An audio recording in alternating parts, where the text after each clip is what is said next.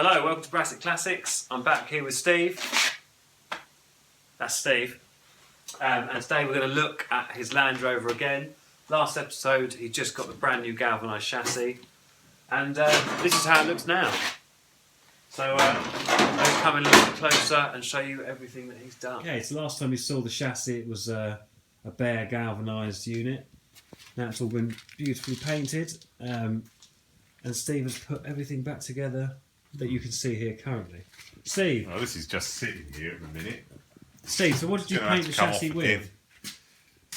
This is just black single stage paint. Black single stage paint. It's got a primer underneath it. As you can see, it looks lovely. So Steve, explain to It's me. not for protection really, it's just for show because the original was black. So explain to me what you did. Go. Well, yeah, I just cleaned it up and put the paint on, sprayed it on.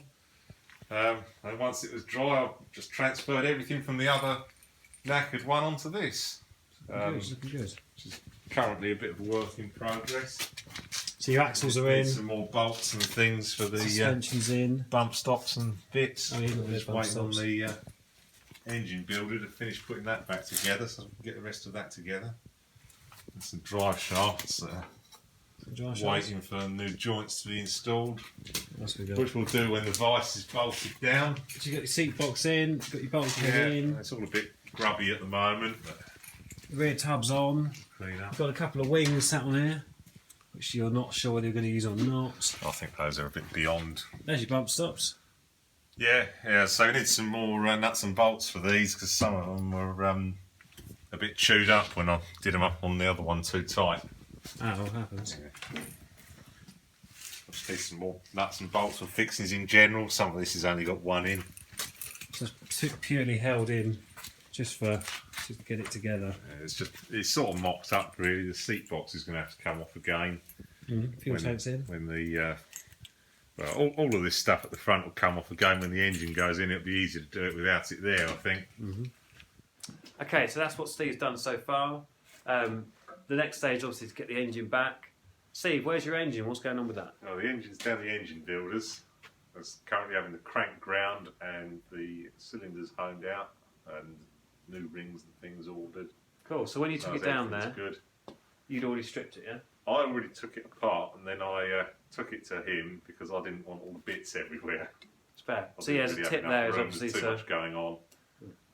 good tip there, strip your engine down because it saves you hundreds of pounds of labour. It's looking really good, Steve. What's your time frame for finishing? There is none. No, that's No, Land Rovers and none. car restorations, don't bother. There is none. Steve's lucky because I'm moving in just through the wall. I will be in the next workshop. Look at the excitement on Steve's face. Yeah. Bye-bye tools. Yeah. Bye-bye tools. Bye-bye time. Bye-bye You'll tools. be too busy me going, Steve. And he, what's going on with this? But no, it's going to be good. Steve's going to put me some lights in and that's going to be great. Anyway, well done, Steve. It's looking really good. Next episode on Steve's Land Rover will be when the engine's back. And yeah. Well, I've had an idea. Oh, God, I'm worried. No idea how we can get you some lights. I like that. The cheaper the better. But no, it's looking great. This is a cheap idea. It's looking great. Does it involve fire? No, for once. First time.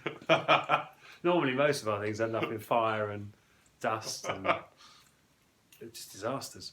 Anyway. So here's Steve's old chassis that he spent weeks and weeks prepping and then realised, as you saw in the last video, that the rear quarter was too high, which was useful.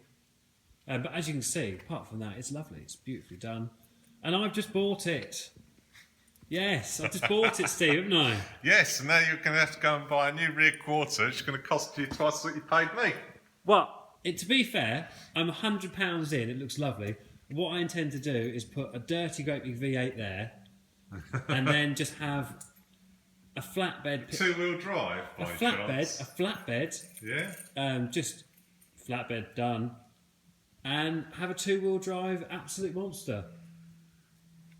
There you go. That's probably in your favour then that Yes. rear end's wrong because you can actually just plane off across the top of that. Exactly. Yeah. No worries. And do your own suspension mounts underneath. So It'd be having nice bought practice this, welding. having bought this off Stevie, they didn't inform me.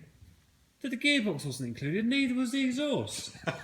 Outrageous. But you're going to have a stack on the front, aren't you? Outrageous. Well, yes. Aren't you going to have like Spitfire pipes coming out the side of your V8? I am now with the truck teapot lid thing. Yeah, man. Yeah. So anyway, this is the bargain of the day for me. £100, £100, so £100.